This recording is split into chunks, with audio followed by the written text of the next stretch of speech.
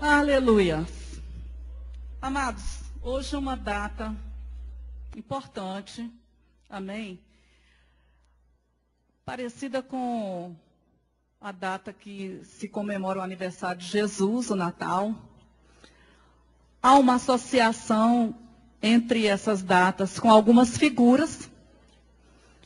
E, por causa disso, em lares que as pessoas não conhecem a palavra de Deus, esta associação ela é bem mais forte. Quando se fala no Natal, algumas pessoas já pensam logo naquele senhor de roupa vermelha, com aquela touca e aquele trenó, e já pensa em presentes, pensa no Chester, pensa naquele banquete. Algumas pessoas são procuradas, o que é a Páscoa para você, e as pessoas associam a um ovo de chocolate gostoso, calórico, que depois dá uma dor na consciência, depois de consumir bastante. Associam a figura de um coelho. Isso tudo porque não conhecem o texto que nós lemos aqui, de 1 Coríntios, capítulo 7, que fala que Cristo, pois também Cristo, nosso Cordeiro Pascal, foi imolado. Essa associação a essas coisas, objetos, figuras, elas distanciam cada vez mais as pessoas do sentido real, tanto do nascimento de Cristo, quanto do dia de hoje, onde se comemora a ressurreição. Para os judeus tem um significado muito importante, porque fala da libertação de um povo que viveu 400 anos cativo no Egito. Para o Egito, o povo do Egito, há um significado também porque Deus, ele expôs os deuses do Egito quando ele, ali, através da vida de Moisés, levando as pragas para o Egito, julgou cada um dos deuses do Egito. Então, para eles, para o povo do Egito, tem um significado do juízo de Deus. Deus falando claramente que os deuses do Egito, eles não tinham poder, porque Deus é maior, e ele ridicularizou aqueles falsos deuses. Mas para nós, os cristãos, esta data, irmãos, é uma data muito importante. Páscoa, comemorar a morte e a ressurreição de Jesus Cristo, nos fala de uma condição que nós éramos antes de conhecermos o Senhor, escravos do pecado, e que, através da misericórdia, através do amor, através da bondade do Senhor, ele substituiu.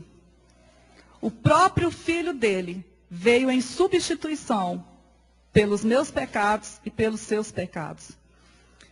Então, para nós, há um sentido espiritual muito forte, que nós não devemos ficar nos lembrando e chorando, porque Jesus, ele foi até a cruz do Calvário e entregou a sua própria vida. Quando as mulheres choravam por causa dele, ele disse, olha, chora por vocês mesmos, pelos vossos filhos.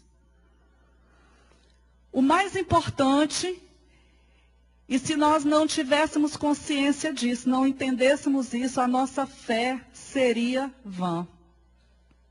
É entendermos o poder da ressurreição de Jesus Cristo. Porque nós confessamos ao Senhor Jesus, crendo que ele veio, morreu e ressuscitou. E confessando isso, essa confissão traz para nós a salvação. A nossa confissão de fé, ela existe hoje porque Jesus Cristo, ele venceu a morte. Ele ressuscitou. Ressuscitou dentre os mortos como o primeiro, para resgatar toda a humanidade, para que nós tivéssemos direito a estarmos juntos com o Senhor. Ele nos apresentou diante do Pai. Mas a Páscoa, o significado dela no hebraico fala de passar por cima. A palavra pesach fala de passar por cima, passar por sobre. E quando foi instituída, nós vamos voltar então um pouco, depois que lemos esse texto de 1 Coríntios, nós vamos voltar lá no livro de Êxodo, no Antigo Testamento, para vermos o significado real da Páscoa para nós. Amém, amados? Algumas pessoas colocaram uma religião, principalmente, colocou como significado da Páscoa o ovo, por conta que é uma vida nova que está nascendo. E quis assemelhar isso com a ressurreição de Jesus. Acontece que quando isso é feito, a ênfase deixa de ser Jesus. O problema não é o ovo de chocolate. O problema do ovo de chocolate é que engorda. Né? Se a pessoa comer demais, ele engorda. O problema é a associação. É a ênfase que a pessoa dá ao ovo de chocolate. E se você perguntar numa família que não conhece a palavra, ela nem sabe quem é Jesus e muito menos que ele morreu e pior ainda, se ele ressuscitou. E é esse o entendimento que nós precisamos ter e não nos envolvermos, porque essa época é muito bom para o comércio. Imagina tanta gente ganhando dinheiro, até as pessoas que fazem chocolate, ovo de Páscoa caseiro, não é verdade? O Natal também é a época boa para os comerciantes. Agora, associar a figura de um coelho, por exemplo, que era usado lá no Egito, por causa da fertilidade, e coloca-se a figura do coelho e o ovo. E existe uma religião que coloca ainda outras coisas, né, como o girassol, que é voltado para o sol, e aí mostra, aí por que a religião justifica isso? Não, porque o girassol está virado para o sol, e aí o sol fala de luz, e Jesus é a luz. Mas a ênfase da ressurreição de Jesus, o significado da ressurreição de Jesus fica muito distante. E não se comemora, porque para nós, irmãos, é a festa mais importante. A festa mais importante para os cristãos é a festa da ressurreição. É comemorarmos a Páscoa. Porque nós fomos tirados da condição de escravos do diabo. Nós fomos tirados, porque o nosso Cordeiro Pascal ele foi imolado. Então vamos ver aqui, você vai abrir comigo em Êxodo, no capítulo 12, nós vamos ler alguns versículos. Na verdade, hoje não é uma pregação. A gente vai estar conversando aqui dentro desses versículos para que a gente possa entender direitinho o que Deus trouxe, o significado que Deus trouxe através da instituição desta Páscoa para mostrar aquilo que Jesus viria fazer pela humanidade. Amém? Então vamos lá, Êxodo 12, se você está sem Bíblia, se estiver sentado perto de alguém que tem Bíblia, acompanhe direitinho. Disse o Senhor a Moisés e a Arão na terra do Egito: este mês vos será o principal dos meses, será o primeiro mês do ano. Falai a toda a congregação de Israel, dizendo: aos 10 deste mês, cada um tomará para si um cordeiro, segundo a casa dos pais, um cordeiro para cada família. Mas se a família for pequena, para um cordeiro, então convidará ele o seu vizinho mais próximo, conforme o número das almas, conforme o que cada um puder comer. Por aí calculareis quantos bastem para o cordeiro. O cordeiro será sem defeito, macho de 1 ano. Podereis tomar um cordeiro ou um cabrito, e o guardareis até o 14º dia deste mês, e todo o ajuntamento da congregação de Israel o imolará no crepúsculo da tarde. Tomarão do sangue e o porão em ambas as ombreiras, e na verga da porta, nas casas em que o comerem. Naquela noite comerão a carne assada no fogo, com pães asmos e ervas amargas, e a comerão. Não comereis do animal nada cru nem cozido em água, pois assado ao fogo, a cabeça, as pernas e a fressura. Nada deixareis dele até pela manhã, o que porém ficar até pela manhã, queimá-lo-eis. Desta maneira o comereis, lombos cingidos, sandálias nos pés, cajado na mão, comê-lo-eis à pressa. É a Páscoa do Senhor. Porque naquela noite passarei pela terra do Egito e ferirei na terra do Egito todos os primogênitos, desde os homens até aos animais. Executarei juízo sobre todos os deuses do Egito. Eu sou o Senhor. O sangue vos será por sinal nas casas em que estiverdes. Quando eu vir o sangue, passarei por vós, e não haverá entre vós praga destruidora, quando eu ferir a terra do Egito.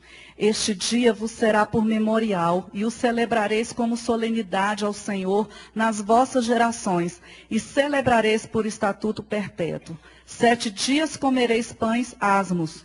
Logo ao primeiro dia, tirareis o fermento das vossas casas, pois qualquer que comer coisa levedada, desde o primeiro dia até ao 7º dia, essa pessoa será eliminada de Israel. Amém, amados? Então, aqui, nesse texto de Êxodo, é a primeira vez que se fala em Páscoa. Nós observamos nos capítulos anteriores que Deus, ele tinha levantado Moisés para que pudesse tirar o povo do Egito. E Deus mandou que Moisés fosse por várias vezes até Faraó, dizendo, olha, Deus disse, deixa o meu povo ir, deixa o meu povo livre. E Moisés chegava diante de Faraó e dizia, olha, libera o povo para que possa sair e adorar a Deus. E Faraó, ele resistiu. O coração dele endureceu, ele resistiu à voz de Deus. E nós vemos aqui nos capítulos anteriores que Deus usou Moisés para dar um decreto e várias pestes aconteceram ali na terra do Egito, mostrando o poder de Deus, expondo aqueles deuses do Egito, mas até acontecer a 9ª praga, Faraó continuou com o coração endurecido. E Deus disse que aquilo estava acontecendo para que o nome dele fosse glorificado, porque com mão forte Deus tiraria o povo daquela situação de escravidão. Assim, irmãos, éramos nós, escravos do pecado, escravos do diabo, no mundo sem esperança. Com Faraó oprimindo. Faraó aumentava as cargas. Cada vez que Moisés ia lá, ele dizia assim, o povo está querendo ir, está querendo adorar, é porque não está fazendo nada. Aumenta o peso, aumenta as cargas. Mas a última praga, nós vemos Deus dizendo que iria enviar um anjo destruidor. Você vê isso no capítulo 11, o Senhor dizendo que enviaria um anjo destruidor que passaria por toda a terra do Egito. E orientou Moisés que ensinasse a todas as famílias, à comunidade, a que fizesse um sacrifício, cada família. Se a família fosse pequena, juntaria com outra família, porque aquele cordeiro, o Senhor diz, cada família tomará para si um cordeiro. Isso fala do papel do sacerdote. Esse papel aqui era o sacerdote, cuidando da sua família. Então, os homens, eles têm sobre si essa responsabilidade de guardar as suas famílias, de apresentar o cordeiro para as suas famílias, de interceder pelas suas famílias, de ensinar sobre Jesus para as suas famílias. Então, o Senhor diz aqui, cada um tomará para si um cordeiro. E se a casa tiver pouca gente, que o número de pessoas é pequeno para se alimentar daquele cordeiro, então reúne com mais outra família, vê a quantidade de pessoas para que na hora, à tarde, quando for designado, cada um faça o sacrifício, e aí o Senhor vem e mostra esse cordeiro como um antítipo de Cristo. Nós entendemos aqui o papel do sacrifício de Jesus e o valor do sangue de Jesus para nos livrar da morte. Porque o anjo da morte, ele viria à noite e o juízo de Deus seria que todo primogênito, ele morreria. Todo primogênito de pessoas, de animais, seria ferido por esse anjo. E aí o Senhor vai e diz assim, olha, cada família vai pegar um cordeiro. Irmãos, a nossa salvação, nosso livramento está na pessoa de Jesus Cristo. Somente Jesus Cristo é que pode nos dar o livramento, amados.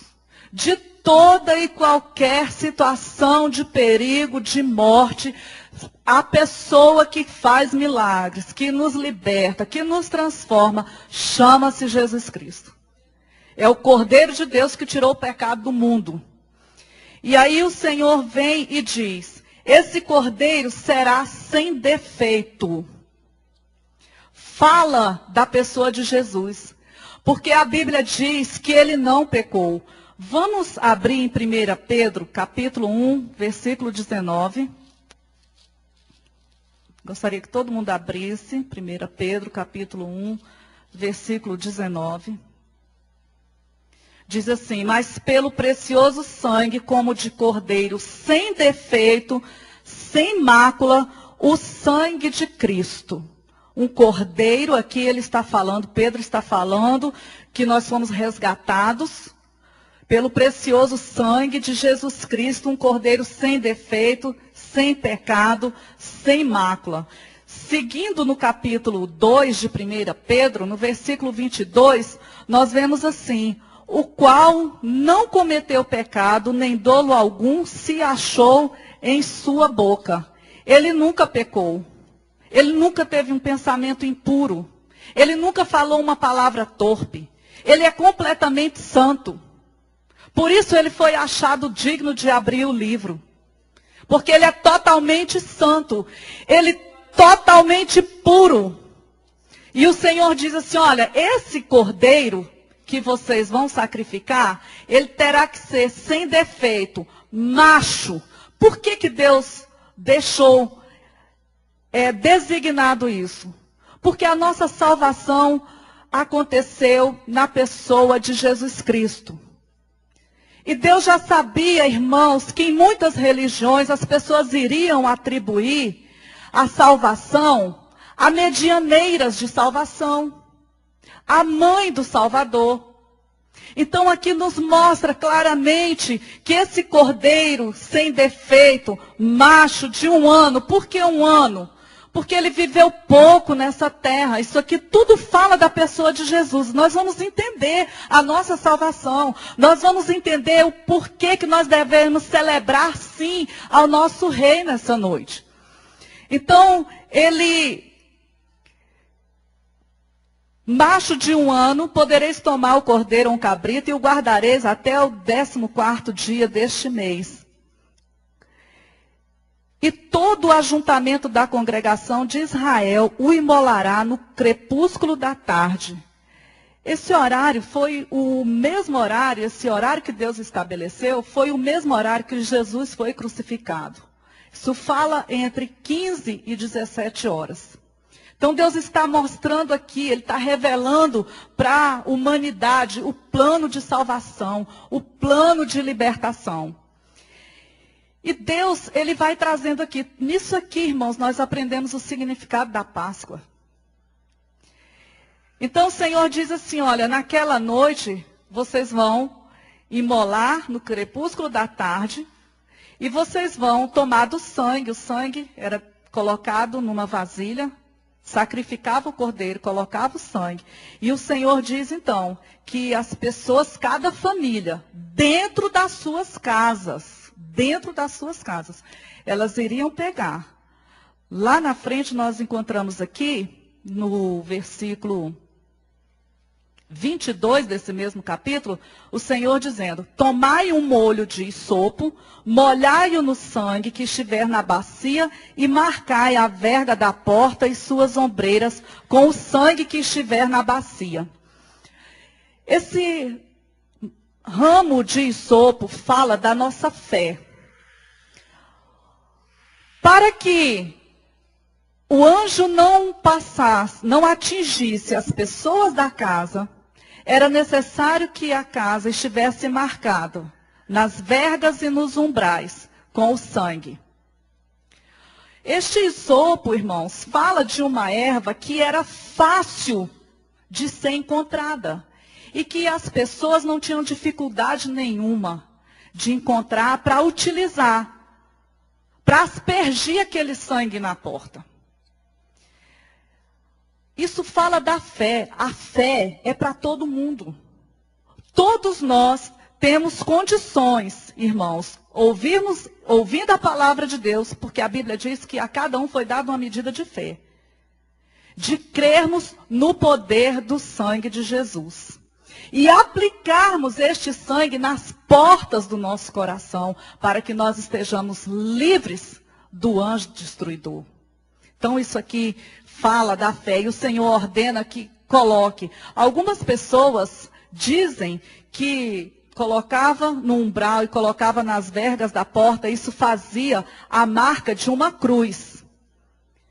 E o Senhor ordena que, ao fazer isso, que eles peguem o animal e assem o animal. Ele não podia ser cozido. Ele tinha que ser completamente assado, porque era um sacrifício. Isso representava Jesus Cristo por inteiro, se entregando por inteiro pela humanidade. E toda aquela família, então, ia comer daquele cordeiro, mas tinha algo importante. Deus, ele disse que as famílias iriam fazer isso, iriam marcar as portas, e no nosso contexto nós usamos o seguinte: temos fé no sangue de Jesus para aspergir o nosso coração, para nos guardar da morte. Mas Deus diz assim: olha, vocês vão fazer isso, vocês vão fazer com os lombos cingidos, com o cajado na mão e com as sandálias nos pés, dentro das suas casas.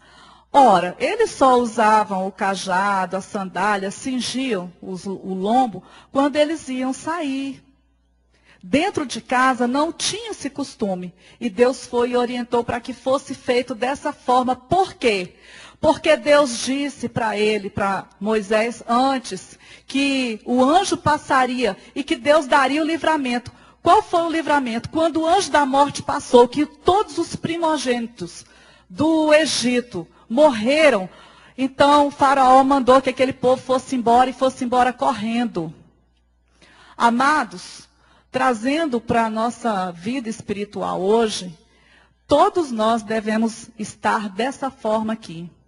Nós não sabemos o dia que nós vamos partir dessa terra. Não é verdade? Então nós devemos, isso fala de preparação. Isso fala da noiva também, nós podemos aplicar sim para a noiva do Cordeiro.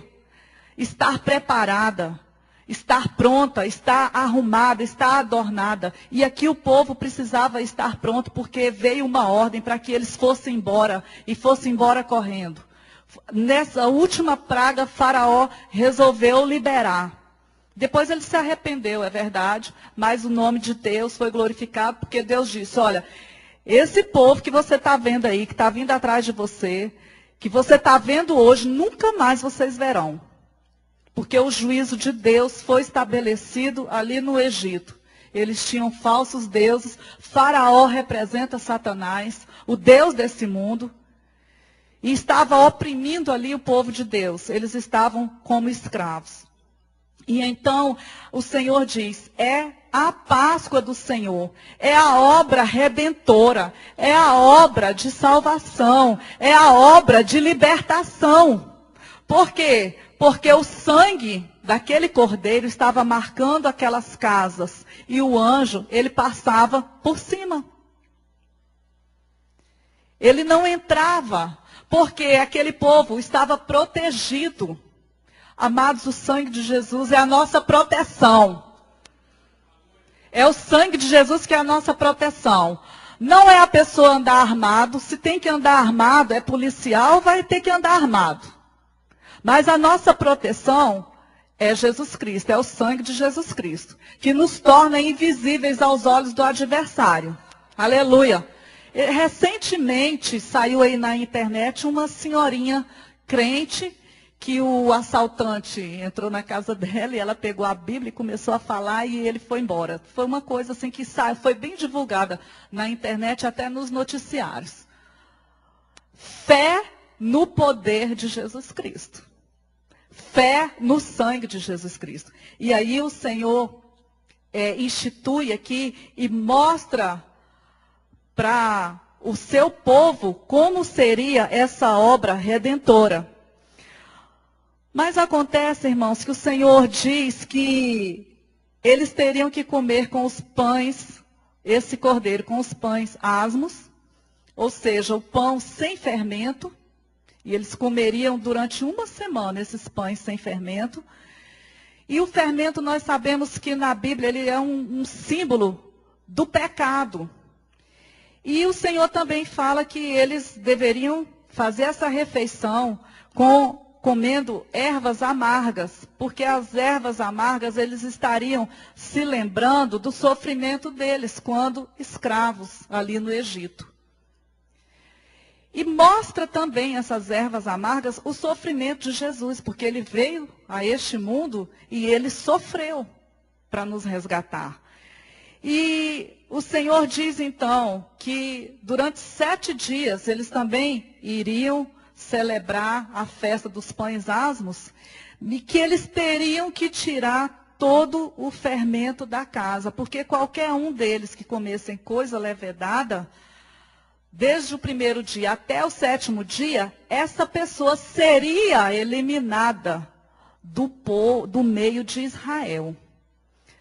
Então, amados, isso fala muito forte para nós, e aí nós vemos então o texto inicial que nós lemos aqui em 1 Coríntios, capítulo 7,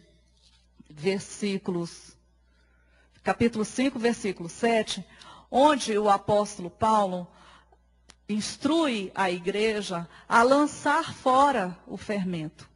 Deus ordenou aquilo ali e disse que onde houvesse fermento, que o povo seria expulso do meio de Israel.